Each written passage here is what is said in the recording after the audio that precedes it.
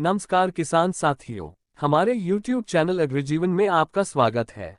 आज इस वीडियो में हम बात करेंगे कि यदि आप सुअर की फीड फार्म पर तैयार करते हैं तो सुअर की फीड में कौन कौन से अनाज को कितनी मात्रा में उपयोग करना चाहिए। इसके साथ इस वीडियो में सुअर की फीड तैयार करते समय सुअर की फीड में 4 घटक ऊर्जा, प्रोटीन, कैल्शियम और फास्फोरस की मात्रा को संतुलित किया जाता है। ट्रिपर सुअर, ग्रोअर सुअर, फिनिशर सुअर, ब्रीडिंग सुअर और दुग्ध पिलाने वाली मादा सुअर के लिए फीड में ऊर्जा, प्रोटीन, कैल्शियम और फास्फोरस की मात्रा कितनी होना चाहिए, इसके बारे में हम आने वाले अगले वीडियो में बात करेंगे। आज हम इस वीडियो में केवल अनाज जो कि सुअर की फीड में ऊर्जा की पूर्ति करते हैं, इसके बारे में और इसके साथ प्रोटीन, कैल्शियम और फास्फोरस के स्रोत की बात करेंगे। तो आप यह वीडियो लास्ट तक जरूर देखिए ताकि जब आप अपने फार्म पर सुअर की फीड तैयार करें तो आपको ये जानकारी रहे कि किस अनाज को सुअर फीड में शामिल करना चाहिए और कितनी मात्रा में करना चाहिए। तो हम इस वीडियो में 4 टॉपिक पर बात करेंगे। पहला टॉपिक, फीड के लिए ऊर्जा के स्रोत जो कि अनाज है। दूसरा टॉपिक, फीड के लिए प्रोटीन के स्रोत जिसमें सोया खली और अन्य तिलहन अनाज की खली और इसके साथ फिश मिल और मिड बोन मिल आदि आते हैं। तीसरा टॉपिक, फीड के लिए कैल्शियम के स्रोत जिसमें फीड से शामिल होने वाले फीड सप्लीमेंट्स और अन्य कैल्शियम दवाएं आती हैं।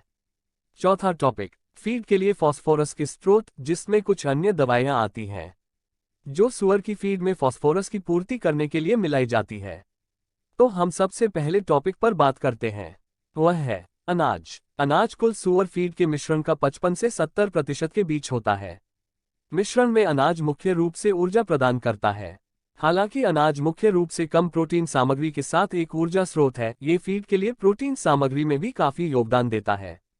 सुअर की फीड में शामिल किए जाने वाले अनाज कुछ इस प्रकार है। मक्का। मक्का का उपयोग सुअर की फीड में ऊर्जा के स्रोत के रूप में किया जाता है। क्योंकि इसमें पचने योग्य ऊर्जा की मात्रा अधिक होती है और प्रोटीन कम होता है, इसलिए मक्का को सुअर की फीड में मुख्य रूप से ऊर्जा स्रोत के रूप में उपयोग किया जाता है। ज्वार। ज्वार का पोषण मूल्य मक्का के समान होता है, लेकिन सुअर पालक किसान इस बात का ध्यान रखें कि ज्वार की मीठे सोरगम जिनमें कम टैनिन होता है, केवल इन्हीं किस्मों का उपयोग सुअर की फीड में करें। यदि आपके क्षेत्र में मक्का की कीमत अधिक है तो आप सुअर की फीड में मक्का के स्थान पर लगभग 50% तक ज्वार का उपयोग कर सकते हैं। गेहूं। गेहूं भी सुअर की फीड में शामिल किए जाने वाला एक महत्वपूर्ण अनाज है। गेहूं में मक्का की तुलना में कम ऊर्जा होती है, इसलिए इसे सुअर की फीड में अधिक मात्रा में शामिल नहीं करना चाहिए। लेकिन जब आपके क्षेत्र में मक्का अधिक कीमत पर उपलब्ध हो तो गेहूं को मक्का के स्थान पर 20% तक शामिल किया जा सकता है।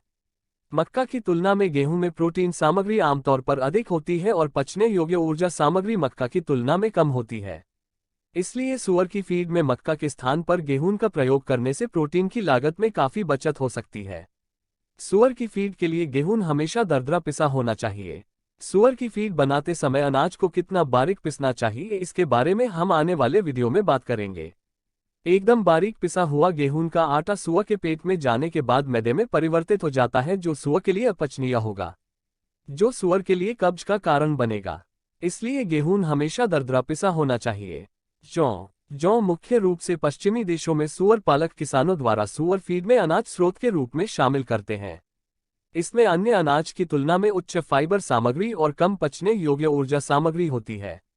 जौ को सुअर फीड में अनाज घटक का 70% से अधिक शामिल नहीं करना चाहिए। जई का उपयोग सुअर फीड में अनाज के रूप में किया जा सकता है, लेकिन इसमें उच्च फाइबर होने के कारण इसे ग्रोअर सुअरों के लिए फीड में 40% से अधिक और फिनिशर सुअरों के लिए फीड में 60% या उससे अधिक शामिल नहीं किया जाना चाहिए। गेहूं का चोकर। सबसे पहला सवाल यह आता है कि गेहूं के चोकर की प्राप्ति कहां से होती है। खाद्य कारखाने में गेहूं के खाद्य पदार्थ बनने के बाद जो गेहूं का पदार्थ बचता है उसे गेहूं का चोकर कहते हैं। इसमें 80% तक गेहूं का छिलका मौजूद होता है। ये गेहूं के मुख्य अनाज की तुलना में सुअर की फीड के लिए अच्छा भोजन है, क्योंकि इसमें गेहूं की तुलना में ज्यादा प्रोटीन होता है और यह गेहूं की तुलना में सुअर के पेट में जाकर मैदे में परिवर्तित नहीं होता है। हालांकि इसमें फाइबर गेहूं के मुख्य अनाज की तुलना में अधिक होता है, लेकिन चिंता की बात नहीं है, क्योंकि इसका फाइबर पचने योग्य होता है, यानी कि इसके फाइबर को सुअर आसानी से पचा सकता है। गेहूं का चोकर सुअर की फीड में उपयोग किया जाने वाला सबसे लोकप्रिय ऊर्जा मंदक है। जब सुअर की फीड में पचने योग्य ऊर्जा अधिक हो जाती है तो इसे कम करने के लिए इसका उपयोग किया जाता है। यह आमतौर पर लागत प्रभावी होता है और सूअरों में इसका रेचक प्रभाव होता है। अनाज के अलावा भी सूअर की फीड में अन्य पदार्थ शामिल किए जाते हैं, जो इस प्रकार हैं। जब बाजार में सूअर की फीड या अनाज महंगा हो जाता है, तो सूअर की फीड के साथ अन्य फीड स्रोत जैसे मक्के की भूसी, मक्का के पत्ते, मक्का के डंठल, मक्का कोब और लुसर्न का उपयोग किया जा सकता है। मक्के की भूसी। मक्के की भूसी की प्राप्ति खाद्य कारखाने में मक्के के खाद्य पदार्थ बनने के बाद जो मक्के का पदार्थ बचता है उसे मक्के की भूसी कहते हैं। इसमें 80% तक मक्के का छिलका मौजूद होता है। मक्के के मिलिंग उद्योग का एक उप उत्पाद होमिनी चॉप यदि किफायती मूल्य पर उपलब्ध हो तो इसे सूअर की फीड में इस्तेमाल किया जा सकता है। इसमें मक्के की तुलना में वसा की मात्रा अधिक होती है और इसे मक्का के स्थान पर 50% तक इस्तेमाल किया जा सकता है। लेकिन हम इसे जहां से खरीद रहे हैं वहां इसकी गुणवत्ता विश्वसनीय होना जरूरी है। अब हम दूसरे टॉपिक पर बात कर लेते हैं, वह है फीड के लिए प्रोटीन स्रोत। कई प्रकार के प्रोटीन स्रोत हैं जो सूअर की फीड में शामिल किए जाते हैं, जो इस प्रकार है। पहला, ऑयल केक मील्स जिसे DOC भी कहते हैं, जैसे कि सोयाबीन ऑयल केक मील, सनफ्लावर ऑयल केक मील, मूंगफली ऑयल केक मील और बिनोला खली आदि प्लांट प्रोटीन स्रोत है जो सूअर की फीड में प्रोटीन की पूर्ति करने के लिए शामिल किए जाते हैं। सोयाबीन तेल केक एक उच्च और बेहतर गुणवत्ता वाला प्रोटीन है और इसमें सूरजमुखी के तेल केक की तुलना में काफी कम फाइबर होता है। दूसरे प्रकार के प्रोटीन स्रोत में पूर्ण वसा वाले तिलहन आते हैं। पूर्ण वसा वाले सोयाबीन और सूरजमुखी के बीज के भोजन में तेल की मात्रा अधिक होती है, इसलिए इन प्रोटीन स्रोत का समावेश सूअर की फीड में कम होना चाहिए और इन्हें केवल फिनिशर सूअर की फीड में शामिल किया जाना चाहिए। पूर्ण वसा वाले अनाज में एक पदार्थ ट्रिप्सिन इनहिबिटर, ये पदार्थ पूर्ण वसा वाले तिलहन में अपचनीय पदार्थ होता है जो सूअर के भोजन को अपचनीय बनाता है। इसलिए इसे सूअर फीड में शामिल करने से पहले सेकना या उबालना या रोस्ट करना जरूरी है। सामान्य शब्दों में कहें तो पूर्ण वसा वाले तिलहन अनाज को सूअर की फीड में शामिल करने से पहले ही ट्रीट किया जाना चाहिए। फीड को हीट ट्रीट करने के लिए हमारे चैनल का अन्य वीडियो देखें। तीसरे प्रकार का प्रोटीन स्रोत है पशु प्रोटीन स्रोत। पशु और मछली पकड़ने के उद्योग के उत्पादों को सूअरों की फीड में प्रोटीन स्रोतों के रूप में उपयोग किया जा सकता है। मछली का भोजन जिसे फिश मिल भी कहते हैं, ये सूअर की फीड के साथ साथ अन्य पशु फीड में शामिल करने के लिए सबसे अधिक इस्तेमाल किया जाने वाला और सबसे अच्छा प्रोटीन स्रोत है। इसमें उच्च ऊर्जा सामग्री भी होती है। चौथे प्रकार का प्रोटीन स्रोत है रक्त और शव भोजन जिसे ब्लड मिल भी कहते हैं। इसका पोषण मूल्य बहुत अधिक होता है। हालांकि सूअर की फीड में इसका उपयोग अधिकतम 5% से अधिक न करें क्योंकि यह स्वादिष्ट नहीं है और यह सूअर की फीड के स्वाद को कम कर सकता है। सूअर पालक किसानों को यहाँ इस बात का ध्यान रखना चाहिए कि प्रसंस्करण के दौरान ब्लड मिल आसानी से जल जाता है। इस वजह से इसकी प्रोटीन की गुणवत्ता पर हानिकारक प्रभाव पड़ता है। इसलिए शव भोजन संरचना और गुणवत्ता में काफी भिन्न हो सकता है क्योंकि निर्माता विभिन्न उत्पादों और प्रसंस्करण विधियों का उपयोग करते हैं। प्रसंस्करण के दौरान गर्मी से होने वाली क्षति शव भोजन में प्रोटीन की गुणवत्ता को कम कर सकती है। इसलिए हमारी संस्था अग्रजीवन की सलाह है कि आप जहां से भी ब्लड मिल्क खरीदें तो उसमें प्रोटीन की मात्रा का पता जरूर करें। फिश मिल और ब्लड मिल के बारे में अधिक जानकारी के लिए आप हमारे व्हाट्सएप नंबर पर कॉल या मैसेज कर सकते हैं। अब हम वीडियो के तीसरे टॉपिक पर बात कर लेते हैं, वह है फीड के लिए कैल्शियम के स्रोत। खाने का चूना सूअर की फीड के लिए कैल्शियम का एक अच्छा और सस्ता स्रोत है और यह बहुत महंगा नहीं है, लेकिन इसमें फॉस्फेट नहीं होता है। इसलिए सुरक्षा की दृष्टि से और आधुनिक सूअर पालन के मापदंड के आधार पर हमें वेटनरी कैल्शियम पाउडर का उपयोग करना चाहिए। वेटनरी कैल्शियम पाउडर के बारे में अधिक जानकारी के लिए आप हमारे व्हाट्सएप नंबर पर कॉल या मैसेज कर सकते हैं। अब हम वीडियो के चौथे टॉपिक पर बात करते हैं, वह है फीड के लिए फास्फोरस का स्रोत। सूअर के अच्छे और तेजी से विकास के लिए फास्फोरस एक महत्वपूर्ण पोषक तत्व है जिसका उपयोग सूअर की फीड में होना अति आवश्यक है। यदि हम सूअर फीड में फास्फोरस की पूर्ति की बात करें तो सूअर की फीड में फास्फोरस की पूर्ति सूअर की फीड में शामिल किए जाने वाले अनाज के द्वारा होती है। सूअर के शरीर में पाचन क्रिया के दौरान फाइटेज एंजाइम रिलीज होता है जो अनाज में मौजूद फाइटेट को फास्फोरस के सरल अणुओं में तोड़ता है। इस प्रकार सूअर के शरीर के विकास के लिए फास्फोरस की पूर्ति अनाज के द्वारा होती है।